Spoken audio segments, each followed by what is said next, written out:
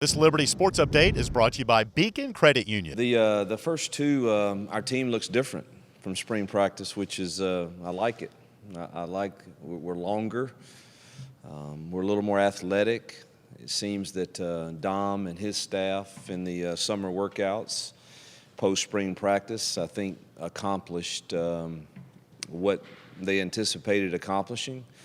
We had some kids gain some weight, and we had really 3 kids out of the whole group that we didn't see the improvement in their body that we wanted to. I think it will still happen. They're young kids, with the exception of one, and so I'm real pleased going into it, just the look of our team. And maybe it's because we're fresh in the first couple of days, but we look faster, we look stronger.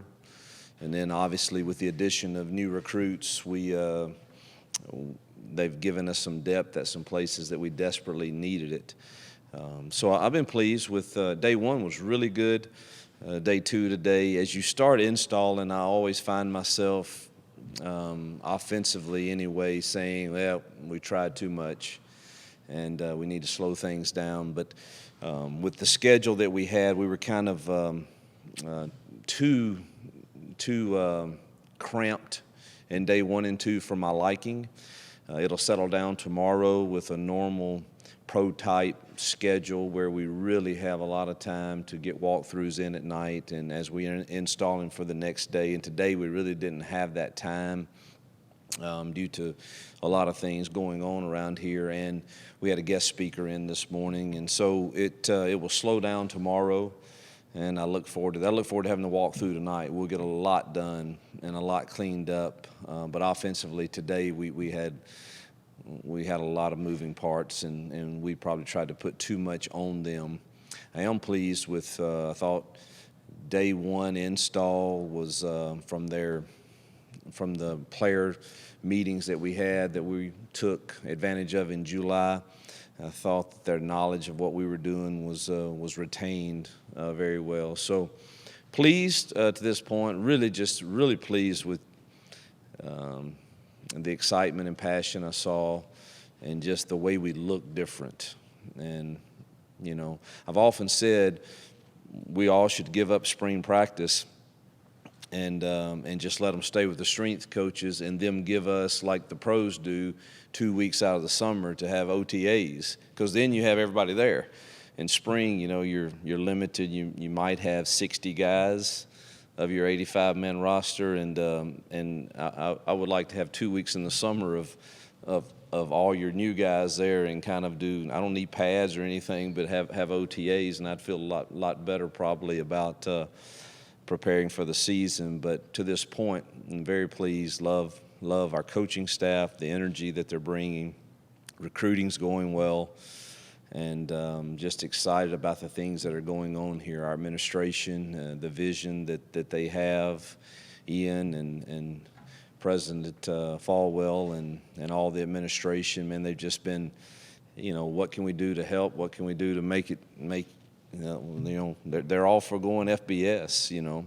The first thing I said is change the schedule a little bit because it's tough, it's difficult. But it also, I use that in recruiting. I think that's something that sets us apart from a lot of the group of 5 schools is, you know, we're going to put our kids in some environments, and will we win them all? No, but might win one of them, you know, and that's, but even if you don't, you're putting yourself against the best where they get to put their resume on film and certainly play in great environments. And I think that kind of separates us somewhat from some of the other group of 5 who are so concentrated on, well, we need to win our conference. And so at this point, that's what we're in, the world we're in, and as an independent, and we want to use it to find the positive of it. Coach, you mentioned the schedule with Syracuse on tap for week 1. Does that kind of change the intensity of the preseason at all for you guys, knowing that you have an ACC caliber opponent right off the bat? I think the intensity factor is if you're always, you know, I want, one of the things I would love for my kids, my players, my wife, my friends to say is, man, that guy, you know, you can say what you want about him. He's awful at this. He's good at this. But you know what you're getting, and he's consistent day in, day out. He's not on some roller coaster ride up one day, down one day. And I kind of want our team to be that way in regards to preparation. If you're trying every single day for the 2 weeks that we're going to be in camp to be at this fever pitch of intensity, I don't know that that's realistic. However, I do think setting the standard of this is the way we have to practice, and in particular, the way we have to fix what is wrong on tape. The teams that can do that from day to day and understand, I look at the film, the integrity of the film is what it is, and if I don't like it, then we have to change it. And when you get a group of guys to really look at the film and say, man, coach is right, I have to own that. My effort was not there. I had a loaf, or I MA'd on an assignment, and you know what? I want to get that fixed. Not just the coach, but me. That's what I want. That if that's intensity or whatever you call it, I just want that approach from day to day to day, and I think the preparation will come game week with a team like Syracuse coming here to play at Liberty. I won't have to worry about the level of passion or excitement or intensity. I just want us to execute and execute with composure, and I think the approach that you take day to day to day when you're tired and when you're in the grind of camp will kind of set that tone. You're able to add an SEC caliber quarterback about a month ago in Malik Willis. Do you have an update from the NCAA on his waiver being immediately eligible? What does he bring to the room in terms of the dynamics that he brings from playing at a high level SEC program? Malik's been a joy since he's been here for July term, and now he's a gym rat. You know, I tell our coaches, let's go recruit guys that love to compete, that love to play ball, that love to play ping pong, that love whatever they do, they just want to compete at it. And Malik is definitely that way, and he studies the game. You have to run him out of the film room, even in July. And I just think his attention to how to prepare can be contagious in that room. And obviously, you put on the clips he had at Auburn or in high school, and he's just a superior athlete to most in a lot of ways. And so as far as the appeal, this is a foreign world to me, believe it or not. I've never been associated with an appeal to get someone immediately eligible, and I really don't know exactly how those things work, but our compliance office is gathering the documents from all the parties that are important, and we'll forward them on to the NCAA hopefully sometime next week, and hopefully get a quick turnaround. Have you seen some of the veterans like Buckshot and AGG adapt to that new offense? AGG's fine. His is a lot easier than Buckshot's. Buckshot's got a lot of moving parts and fast tempo. I do think that one of the things I have to consider, you know, I've taken over a lot of different programs, and in year one, I've always had to consider, you know, just how fast do we really want to be, and what is the best for.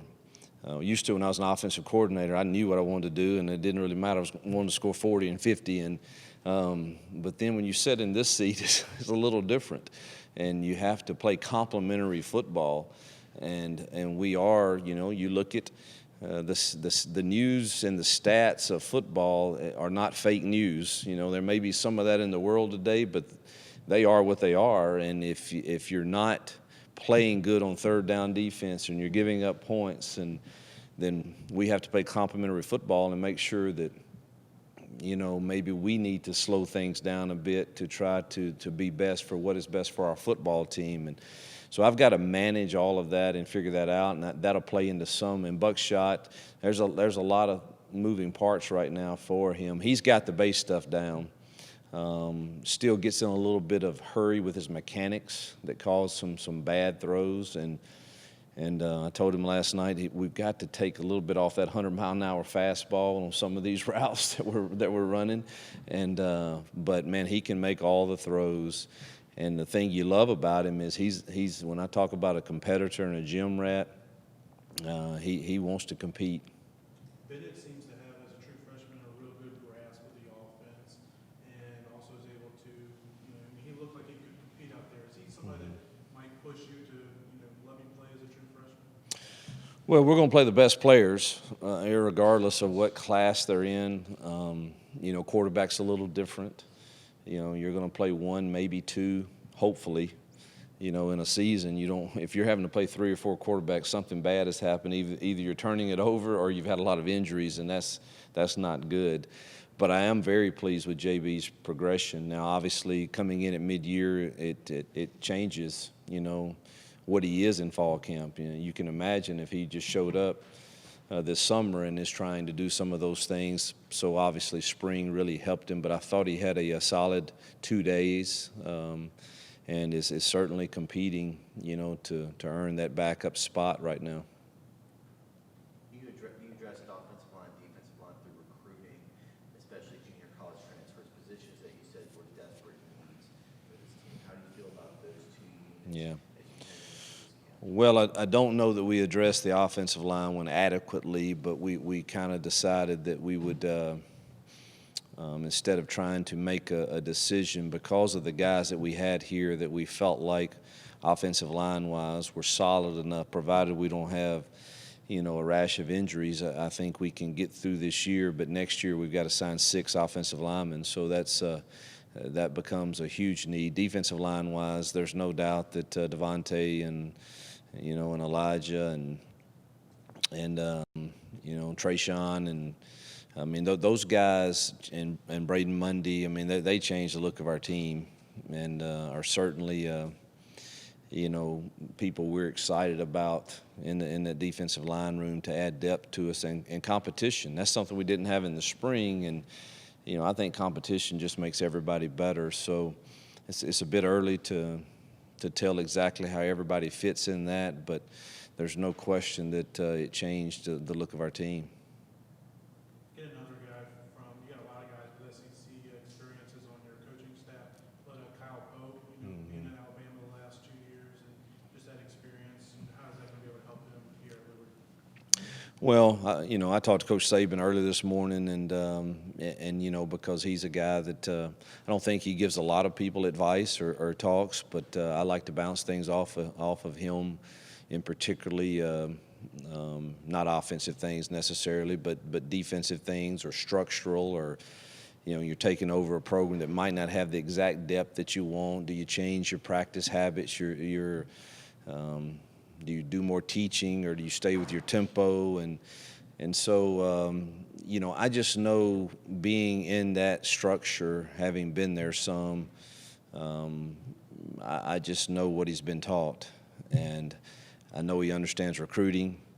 I think his personality fits with us, and it fits with Liberty, and he's able to recruit at an extreme high level, and then the energy that he demands of himself to have on the practice field, and the attention to detail. When I walk in his meeting rooms pre-practice, it's he's got his stuff together, and I asked that of all our coaches, and I gave them enough time in the summer where I wasn't dominating their time to say, look, here's the list of things I'm going to expect, when we get to fall camp. And if you wait to fall camp to try to do your cut-ups for the teach tape for the next morning, after the day we've been through, you will fail miserably, and it will not be pleasant for us. And the thing that I know about, like Kyle, he's been through that before.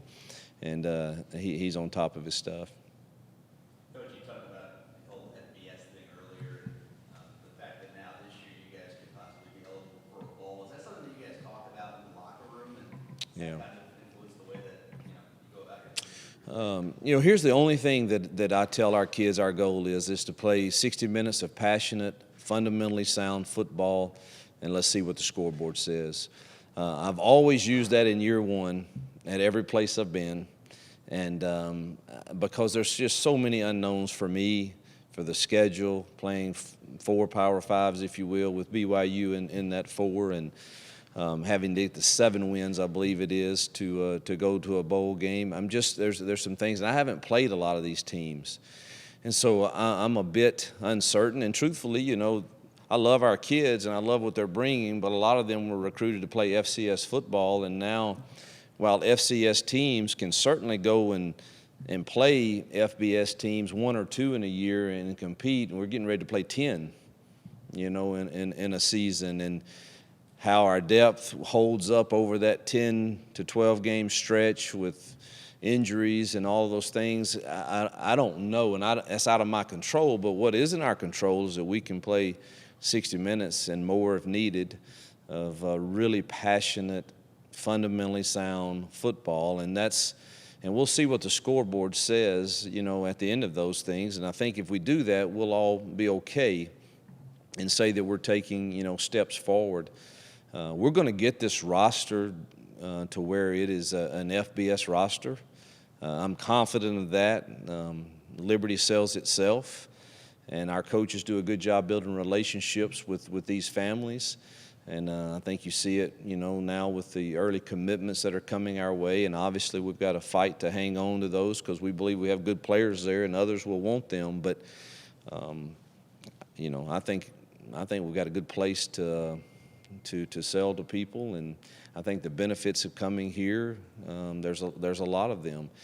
And I think the families see that. So we're going to play 60 minutes of really fundamentally sound football, passionate, hopefully, and see what the scoreboard says. One of the things we're doing in fall camp that I'm really excited about is just it's something I've always done, but each position has to stand up and present to our team, what they're committing to bring to this team in this season to make us tougher together. That, along with Rise With Us, is obviously our theme, and I did my first one, which was the quality I want to bring that I've learned through the years is I want to bring a selflessness to the team, and the times that people, myself, anyone else have made selfish decisions, or the results are not what you like. And not a whole lot of joy and peace comes with that. But, man, when you really give of yourself to something bigger than yourself, there's a lot of joy that comes with that. And then the receivers went next, and I was blown away by some of the stories that some of the guys shared. But theirs is knowing your why from your what. And they gave a great example of this video of a guy singing Amazing Grace. He was called on the spot at a comic relief place. You should look at the video. It's pretty incredible. And he's a music teacher, and he sang Amazing Grace just so beautifully. But it was kind of the old-fashioned version of Amazing Grace. And then the comic on the stage says, "Now I want you to sing it like you're leaving the Kroger's and being shot at." And he put a little extra soul into it, and it was a perfect example of you had a why on that second time that you did it.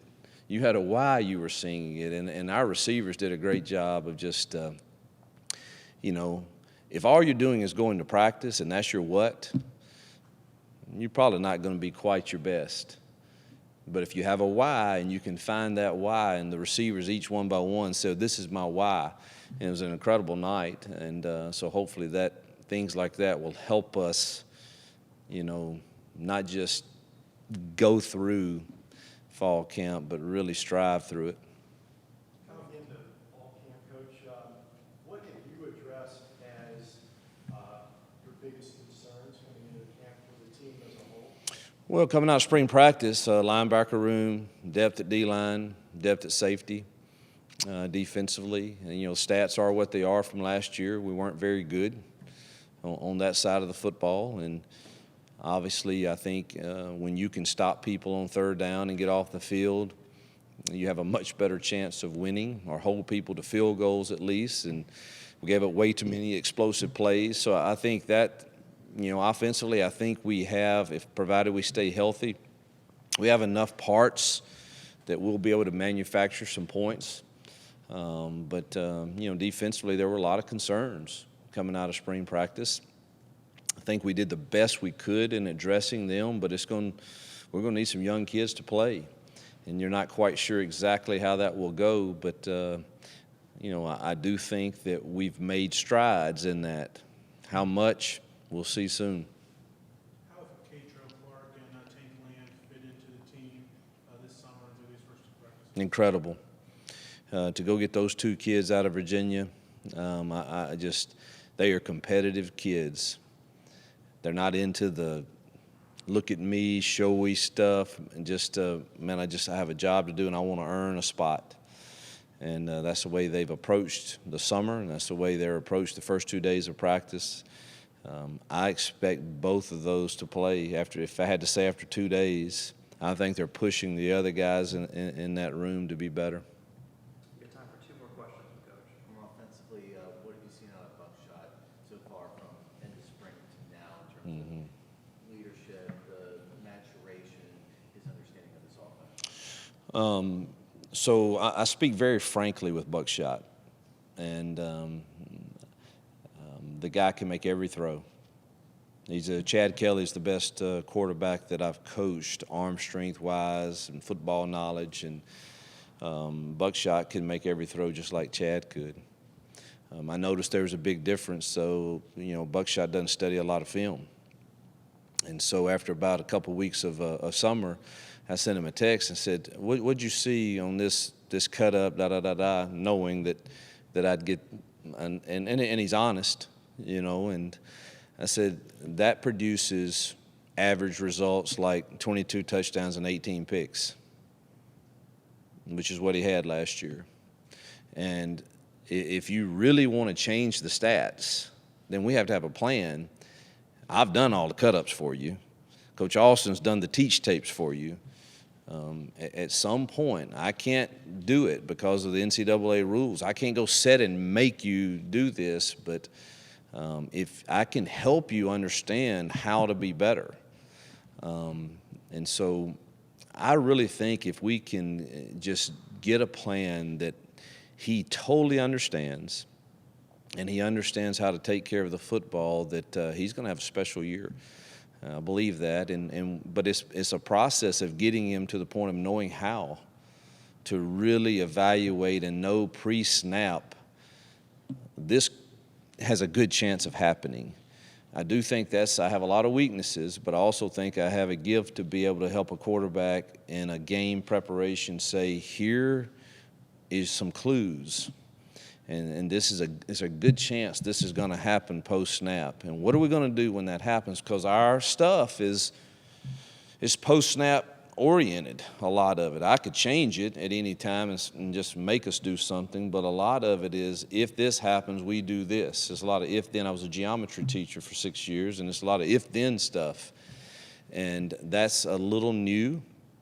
And defenses don't just give you 1 or 2 looks. They give you feels like 100 at times.